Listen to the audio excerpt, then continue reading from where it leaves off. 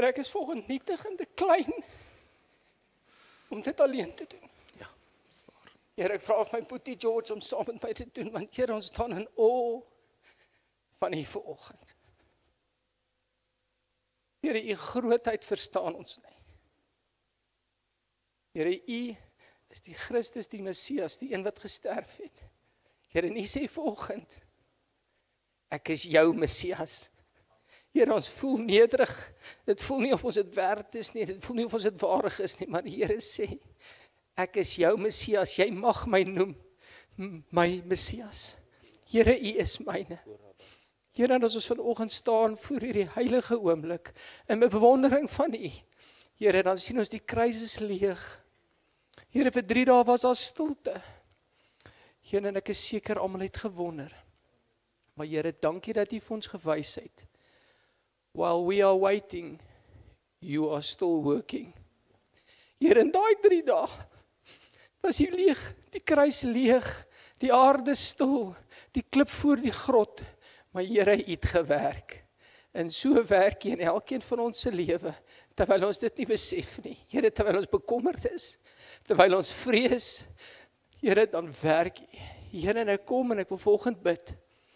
Here, en ek bid dat die woord wat U bring, vir elkeen vir ons sal ontvang, soos wat U vir my gewys het toe ons gesing het, Here, waar elke engel gaan en 'n kluisdeur oopsluit, juwele in goud en mirre uithaal en uitdeel. Here, die engele loop, hulle sluit tronkdeure oop, en hulle los die deur oop. Here, hulle sluit kettinge los. Here, en dan is daar van ons wat vir wie U wys en wink, ja, jy kan uitkom. Die deur is lankal oop, jy's vry. Here, maar ons is bly gebind in vrees. Ons bly gebind in onhoop. Ons bly gebind in ontevredenheid. Here, U sê vanoggend, ek het jou vrygemaak, nie net van sonde nie, maar ek het jou vrygemaak van enige iets wat jou bind. En weet jy wat? Ek het vir julle die Gees gegee. Here, mag die Gees vanoggend as George die woord bring, vir ons presies wys, daai kettinge is reeds los. Here, as ons enige twyfel het, bind ek dit nou in die naam van Jesus, dat ons enige leuen wat die duiwel ons gee, sal breek, want U het dit klaar gebreek. Here, ons bly gebind deur onbekendheid, ontevredenheid, Here, kettinge wat daar nie eens meer is nie.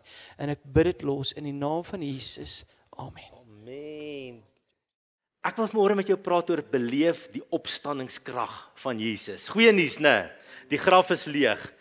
Die Saterdag het dit gelyk of daar niks gebeur nie. En baie keer lyk dit in ons lewe of daar niks gebeur nie. Maar agter die skerms is God aan die werk en Sondag kom en die antwoord en die deurbraak wat God vir jou beplan is op pad. Hy het die dood oorwin en niks is vir hom onmoontlik nie. En hoor hoe Jesus homself bekendstel. Daardie dag toe op die eiland Patmos aan Johannes, sy disipel verskyn. Hy wat verban was, hierdie disipel, as gevolg van sy geloof, hy was 'n ou man, en hy was daar op 'n eiland waar die Romeinse ryk mense verban het, wat hulle gevoel het bedreiging is vir die bestaande bestel. En terwyl hy op daai eiland is, het Jesus aan hom verskyn. Baie keer in ons donkerste omstandighede, verskyn die lewende Christus in ons, net om te sê, alles is nie verlore nie, halleluja. En daai dag het Jesus verskyn, Openbaring 1 vers 17 en 18, aan Johannes, en hy het hom gesê, hoor hoe stel hy hom voor? Hy sê, moenie bang wees nie, dit is ek, die eerste en die laaste, die lewende. Ek was dood en kyk, ek lewe tot in alle ewigheid, en ek het die sleutels van die dood en die doderyk. Satan het nie meer die sleutels nie, ek het die sleutels afgeneem. Kan ons halleluja sê? Jesus sê ook vir Martha, tydens sy aardse bediening, net voordat hy Lazarus, sy vriend wat gesterf het uit die dood sou opwek, sê hy vir Martha, hy sê, ek is die opstanding en die lewe. Ek is die opstanding en die lewe. En maar, weet julle, van die eerste oomblik af, nadat Jesus uit die dood opgestaan het, met die Satan probeer, om hierdie boodskap van sy opstanding te diskrediteer, hierdie fisiese, liggaamlike opstanding van Jesus uit die dood, te diskrediteer, en dit as 'n leuen en 'n onwaarheid af te maak. En ons lees in Matteus 28 vanaf vers 12 tot 15, die volgende wat gebeur het. Die priesterhoofde het saam met die familiehoofde vergader, en die volgende plan gemaak. Dis om snaaks, né?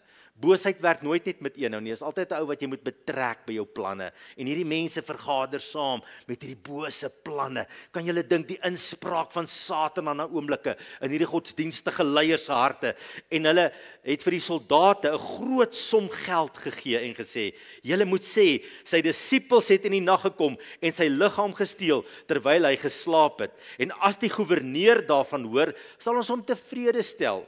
Sal 'n jokstorie vertel saam met julle en sorg dat julle nie bekommerd hoef te wees nie. Die wagte het toe die geld gevat en gemaak soos hulle voorgesê is. Hierdie storie word tot vandag toe onder die Jode vertel.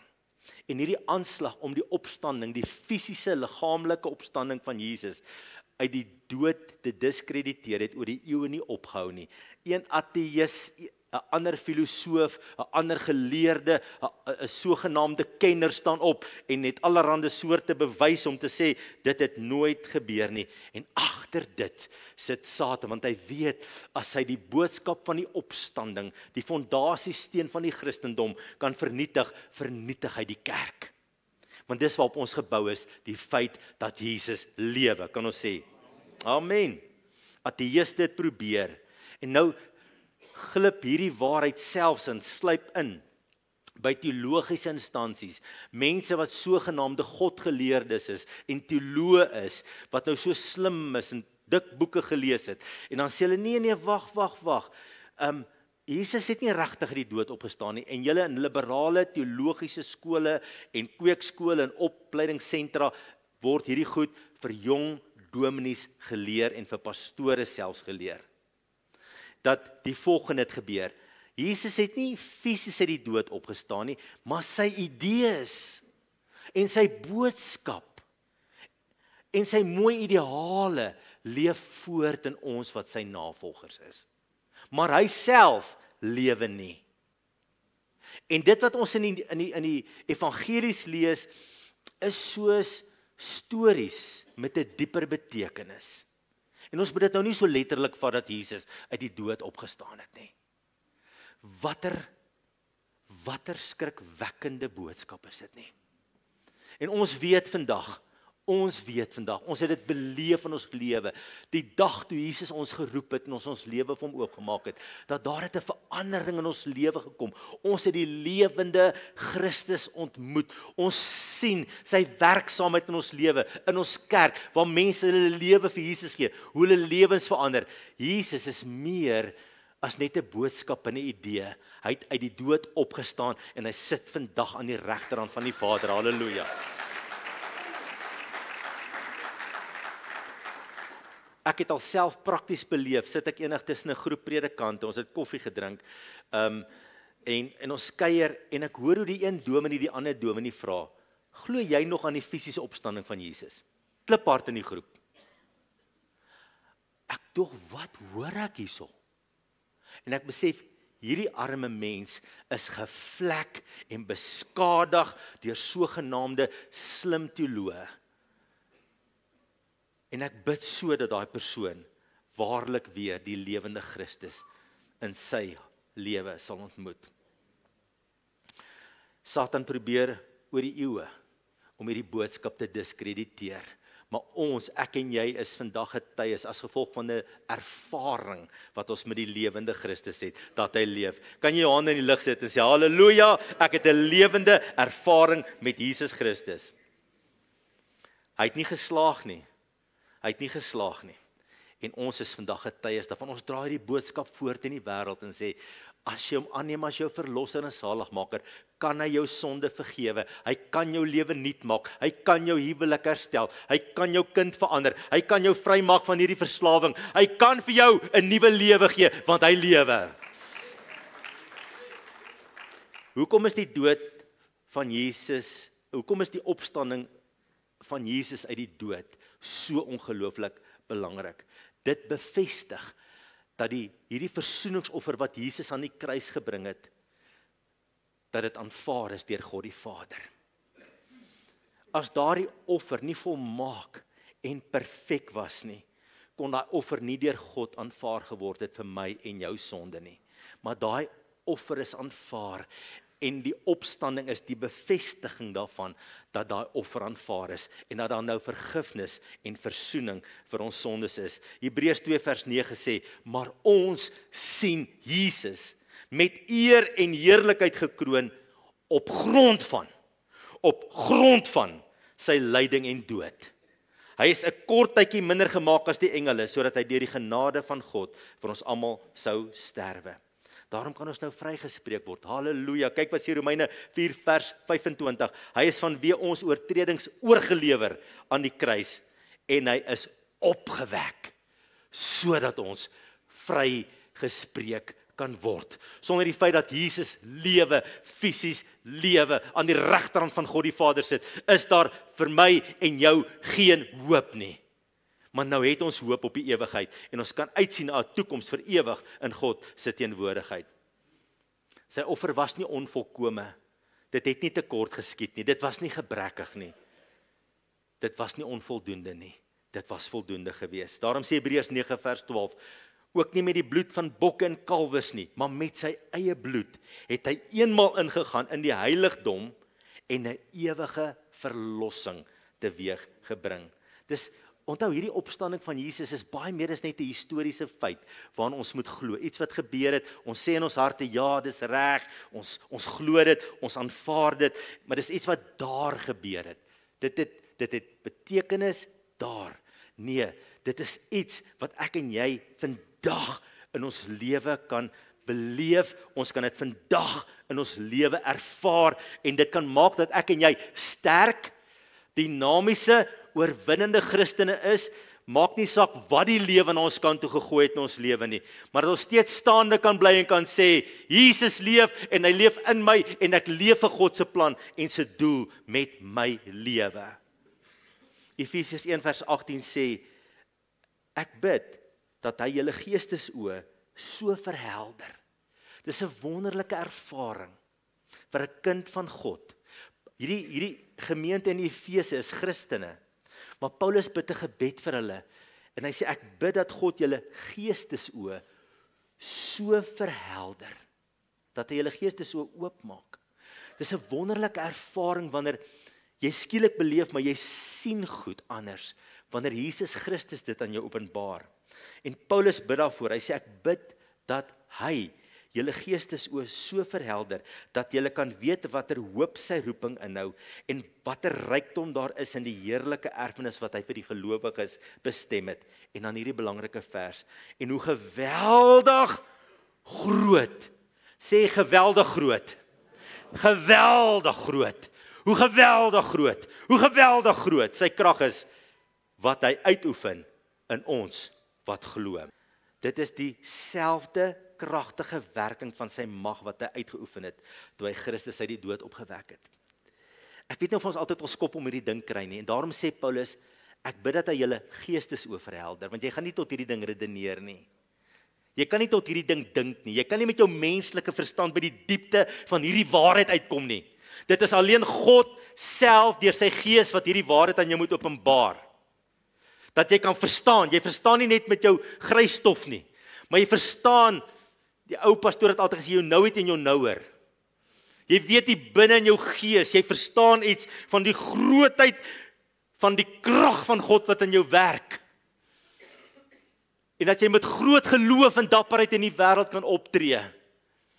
En dat jy nie gaan lê as die duiwelse aanslag teen jou kom nie, want jy weet hoe geweldig groot sy krag is wat hy uitoefen. Daar's 'n geweldige krag wat in ons werk vandag. 'n geweldige krag wat in ons werk. En daarom kan ons God se wil doen. Daarom kan ons bid vir siekes. Daarom kan ons sonde oorwin. Daarom kan ons die duiwel oorwin.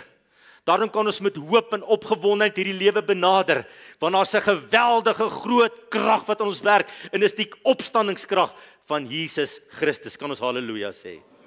En ons kan dit beleef. Dis 'n ervaring wat ons lewe verander.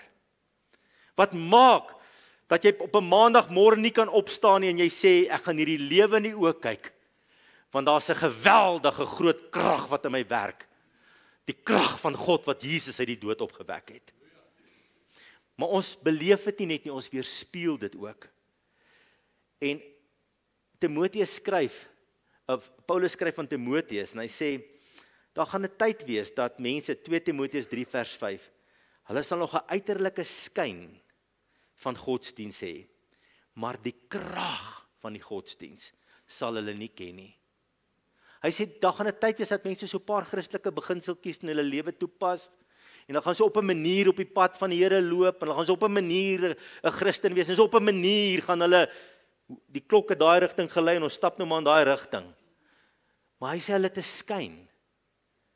Hy sê, maar daar's nie krag in hulle nie. Daar's nie krag nie. Die opstandingskrag van Jesus is nie in hulle nie. Hulle weerspieël dit nie. Hulle weerspieël dit nie. En daarom hierdie opstandingskrag is iets wat ons kan beleef, maar is ook iets wat ons kan weerspieël. Ons is nie besig met skyn nie. Ons is nie besig met 'n vertoning nie. Ons is nie besig om iemand te probeer beïndruk met hoe godsdienstig ek is, en dat ek nie lelike woordjies sê, en dat ek nie by lelike plekke uithang nie. Ek is besig om niemand te beïndruk nie. Jy is besig om niemand te beïndruk nie. Jy is besig met die lewende Christus, en sy krag werk in jou, en jy weerspieël hom in jou huis, aan jou man, en aan jou vrou, en jou kinders, en jy weerspieël hom waar jy loop. Want ons het nie net 'n skyn nie, so half 'n manier is ons op, so half Christelik, want ons identifiseer met die Christendom nie. Nee, die lewende Christus is werksaam deur sy Gees in ons. Halleluja. Die vraag wat ek jou vanmôre wil vra is, hoe kan ek hierdie krag wat Jesus uit die dood opgewek het, hoe kan ek dit beleef in my lewe? Hoe kan jy dit beleef in jou lewe? Die eerste ding wat belangrik is, jy moet jou tot die Here bekeer. 'n Ongelowige kan nooit hierdie krag beleef nie. Paulus moes op die Damaskuspad hom bekeer het. Hy het gedink hy's godsdienstig en hy het die Christene vervolg, maar hy het gedink hy's so reg, maar hy was so verkeerd geweest. Hy was opreg, maar hy was opreg verkeerd geweest. En die Here keer hom voor op daai pad. En hy sê, Paulus, Paulus, waarom vervolg jy my?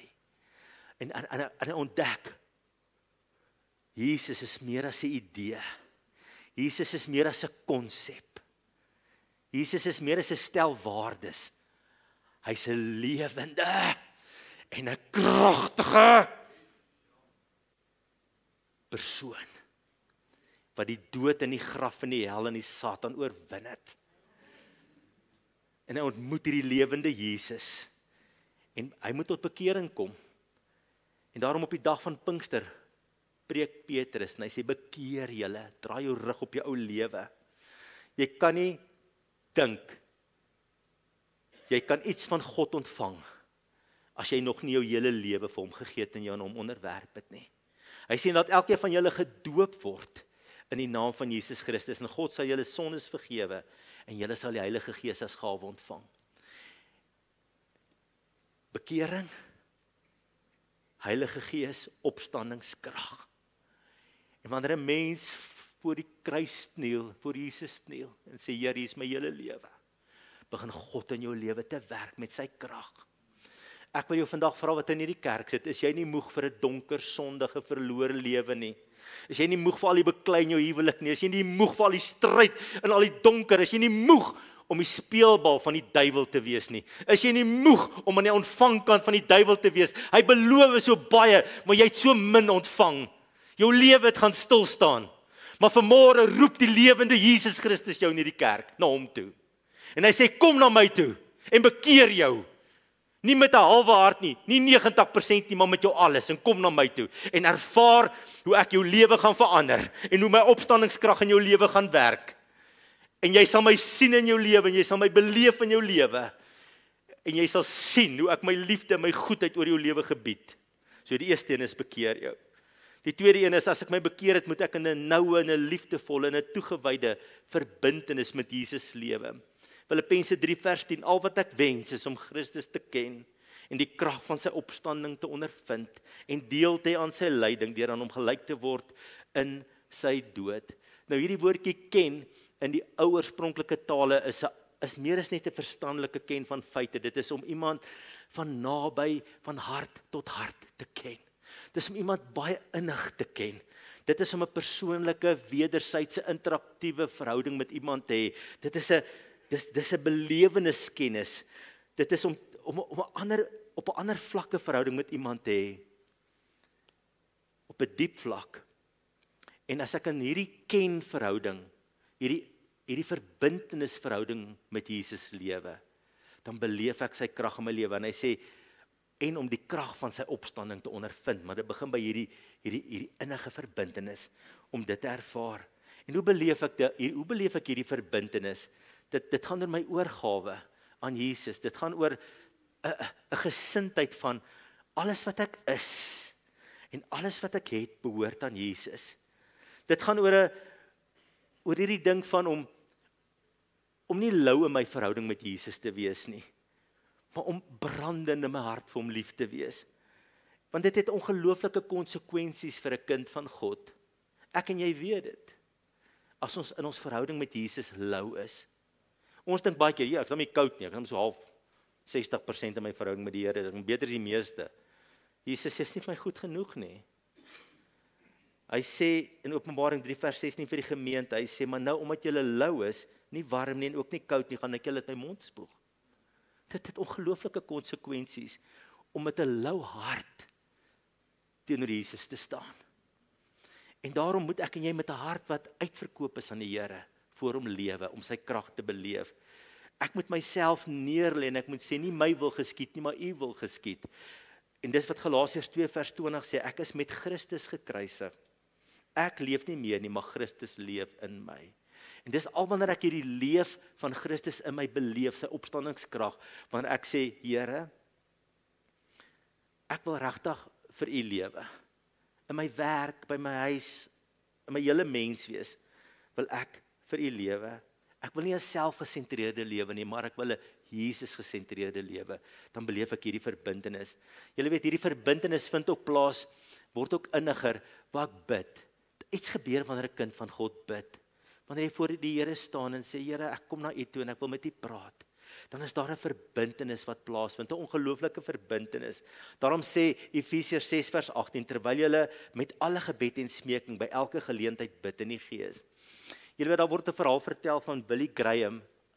Daar het 'n groep studente, klomp jong studente, het eendag Engeland toe gegaan en hulle het deur Engeland getoer en allerlei belangrike godsdienstige plekke gaan besoek. En hierdie groep studente het toe die huis gaan besoek van John Wesley, wat baie jare tevore 'n groot beweging en herlewing in Engeland aan die gang gesit het. 'n Geweldige beweging in Engeland aan die gang gesit het. Hulle sê, toe die Here deur John Wesley begin werk, het baie van die mense wat in die myne gewerk het, in die koolmyne, hulle het mos donkies gehad, dan trek hulle dan moet die donkies die swaar waans met die kole uittrek, en dan die mense daar met hulle, dan het die mense daar met hulle swart gesigte uit die myne uitgekom, en dan John Wesley daar buite vir hulle gestaan en wag, as hierdie harde myners onder die koolmyne uitgekom het. Dan het hy vir hulle gepreek, en hulle sê, dit was goddelose mense gewees. Daai myners was goddeloos gewees. En daai mense kom tot bekering in so 'n mate dat die grootste gedeelte van Engeland Christelik draai op daai stadium. En John Wesley het 'n magtige impak gehad op Engeland. En hulle besoek ook sy huis. En by John Wesley se bed, hy het houtvloere in sy huis gehad, dis nog vandag 'n besienswaardigheid in Engeland. Is daar 2 merke op die grond wat John Wesley elke dag gekniel het om te bid. Sulke uitgeholde plekke waar sy knieë gestaan het, in die houtvloere. En die studente het almal uitgeloop nadat hulle hierdie besienswaardigheid van John Wesley se huis gesien het. En een jong student het teruggehardloop en hy het sy knie op die plekke gaan sit waar John Wesley se knie was. En hy het sy hande so in die lug gesteek en hy het gesê, Here, doen dit weer. Here, doen dit weer. En daardie man se naam was Billy Graham. En die storie, julle weet, julle ken sy geskiedenis. Hy het miljoene mense na die Here toe gelei, deur stadion evangelisasie. En hy het 'n geweldige krag uitgeoefen vir Christus in Amerika en in die res van die wêreld. Daar's 'n koneksie wat plaasvind tussen jou en Christus, 'n verbintenis wat verinnig word wanneer jy op jou knieë gaan staan.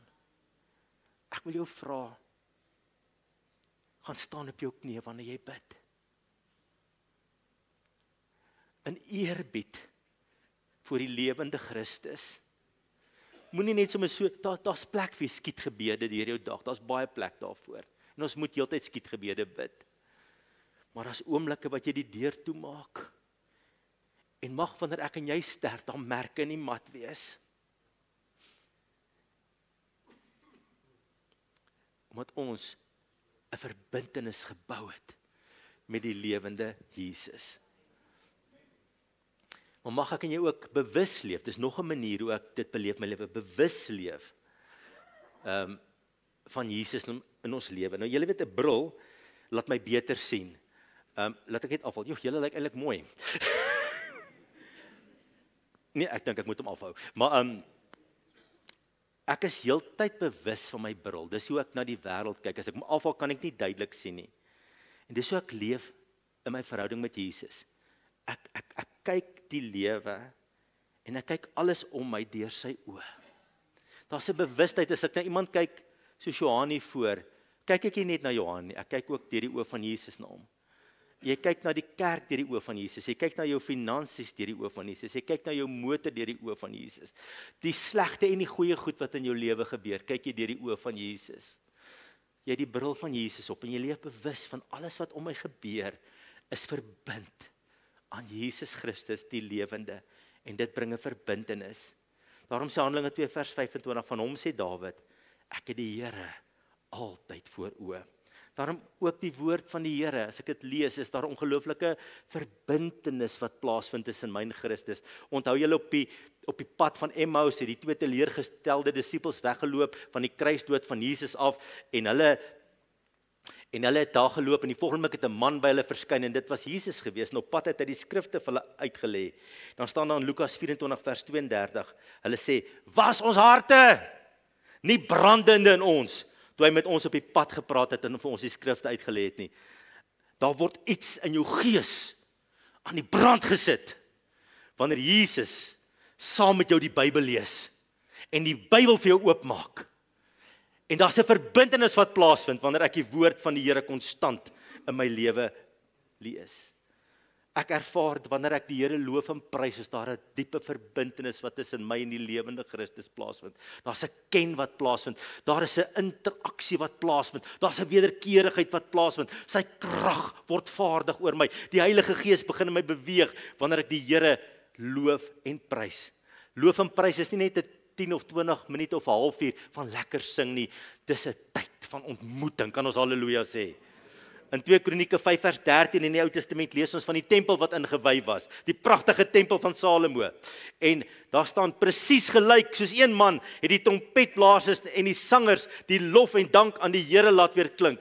Die klank van die trompette, simbale, allerhande instrumente en die loflied ter ere van die Here het opgeklink, soos vanmôre dit opgeklink. Want hy is goed, aan sy liefde is daar geen einde nie. Op daardie oomblik het 'n wolk die huis van die Here gevul. Daarom kon die priesters nie vir diens aantree nie. Dit was die magtige teenwoordigheid van die Here wat die tempel van God gevul het. En daar is 'n vul van my gees, 'n vul van my huis, daar's 'n volmaak van die kerk, wanneer ons die Here loof en prys, sy teenwoordigheid beweeg in ons midde in. Prys die Here, mag ek en jy hierdie verbintenis met die Here hê. Nog 'n manier om hierdie verbintenis te verinnig is, steun op die Here, steun op hom, maar wees nederig, steun op hom. Filippense 4 vers 13 sê, ek is tot alles in staat deur Jesus Christus wat my die krag gee. Kan ons sê halleluja? Dan wil ek net afsluit met 3 vinnige gedagtes. Wat het die opstanding van Jesus tot gevolg gehad? Ek wil net 3 dinge noem vir julle. Die eerste ene is, nou is daar 'n lewende, almagtige Here Jesus Christus, wat kragtig in sy kerk teenwoordig is nou, en sy kerk bou en gebruik in hierdie wêreld. In Matteus 16 vers 16 lees ons, waar Petrus antwoord, hy sê, U is die Christus, die seun van die lewende God. En Jesus sê, gelukkig is jy Simon, Bar-Jona. Hy sê, want vlees en bloed het dit nie in jou geopenbaar nie, mense het dit nie in jou geopenbaar nie, maar my Vader wat in die hemel is. En hy sê, ek sê vir jou, jy is Petrus, en op hierdie rots, hierdie belydenis wat jy nou gemaak het, sal ek my kerk bou. Sal ek my kerk bou. Sê bietjie, ek sal my kerk bou. Dis Jesus. Dis Jesus se woorde. Hy sê ek sal my kerk bou. En die magte van die doderyk sal dit nie oorweldig nie. Kan ons haleluja sê?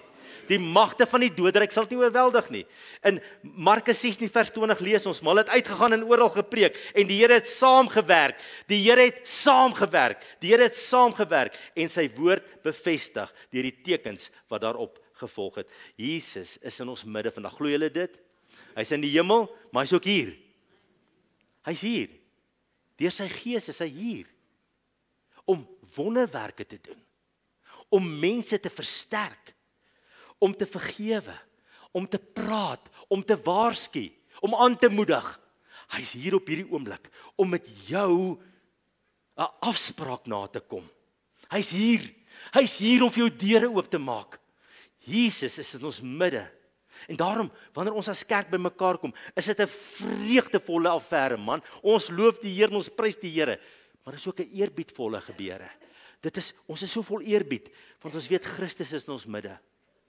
Die lewende Christus, die almagtige Jesus is deur sy Gees in ons midde.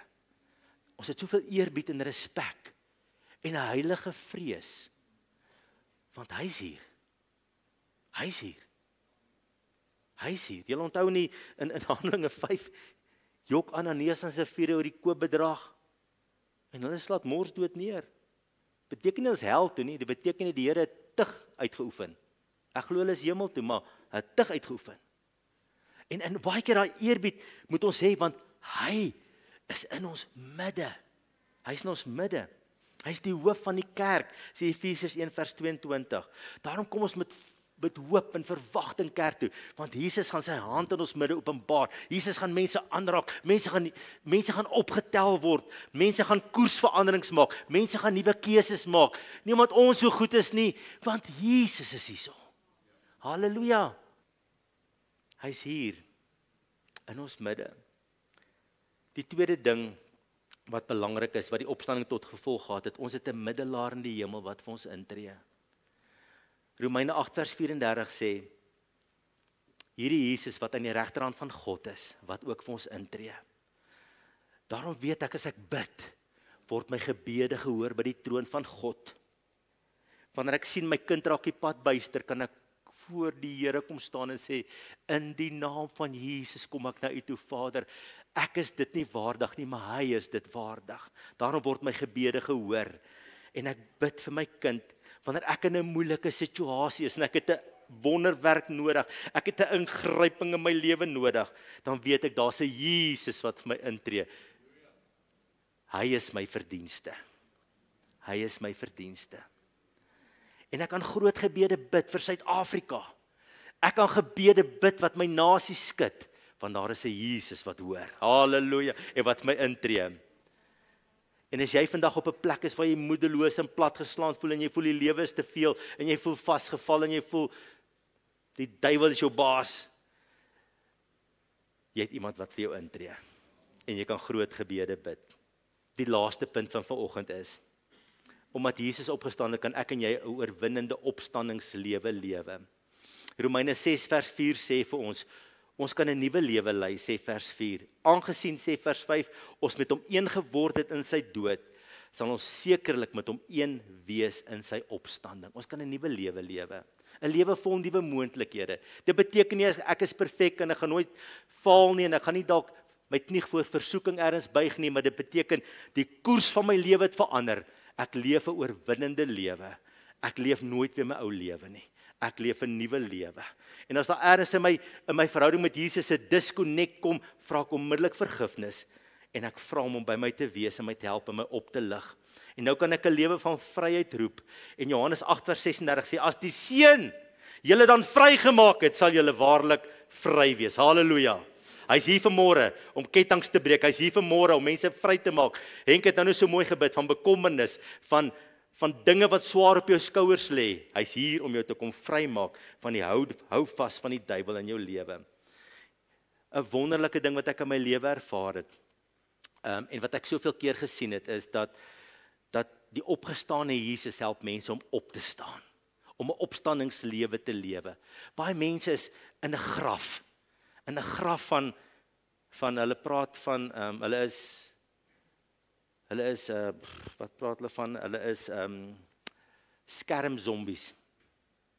Skermzombies. Hulle hele lewe is op 'n ou skermpie.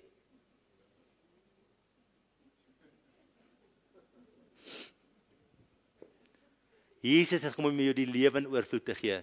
Jy hoef nie 'n skermzombie te wees nie, okay? Kyk wat almal doen. Leef. Wees gehoorsaam aan die opdrag van God in jou lewe. Moenie 'n skermzombie word nie.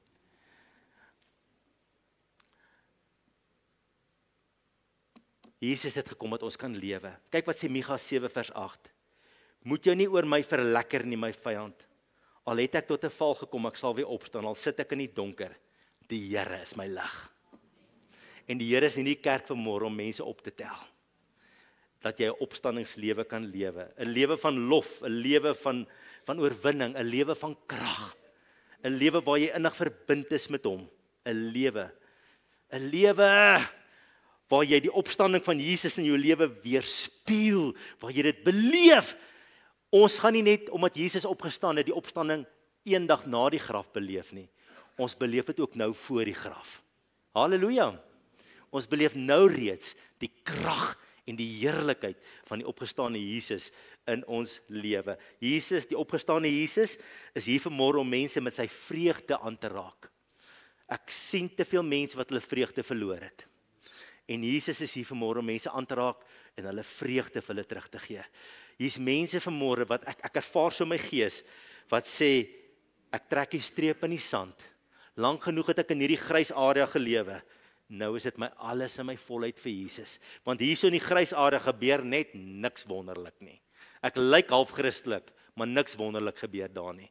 Ek is uitverkoop, ek is radikaal verbind aan Christus. Ek leef vir hom, want hy leef vir my. Kan ons haleluja sê?